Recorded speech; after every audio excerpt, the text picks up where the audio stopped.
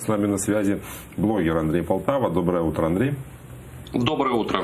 Как вы считаете, успешный шоумен или политик с большим опытом?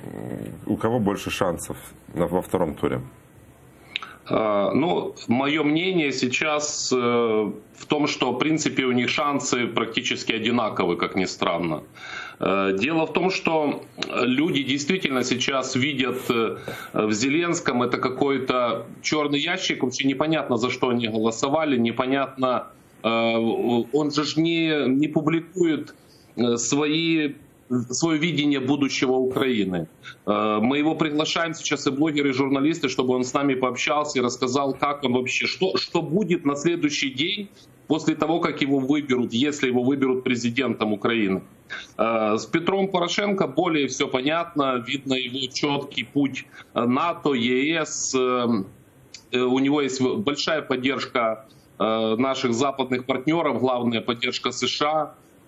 Благодаря ему мы имеем военную поддержку США и прочее, то, что нам в ситуации войны очень важно.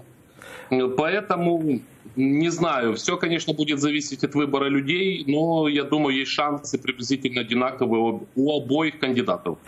Если говорить о выборе, как человек может выбирать, собственно, черный ящик? Это вот же риск, это, собственно, ставить на кон свое будущее, нет?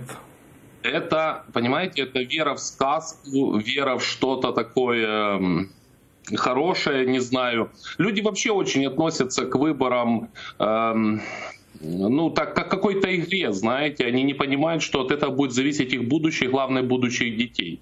Может так оказаться, что из-за неправильного выбора через пару лет мы можем оказаться уже не Украиной, а каким-нибудь там малороссийским округом Российской Федерации. И тут уже не будет идти разговор о украинском языке, о статусе Крыма, о возвращении Крыма и крымских татар к нормальной жизни. То есть, ну, все может скатиться полностью в бездну, по сути.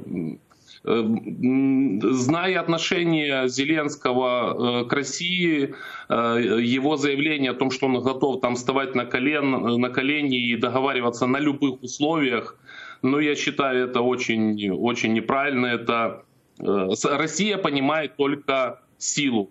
Это мое мнение. То есть все другие проявления, как бы желание договариваться с ними, просто они воспринимают, что это слабость.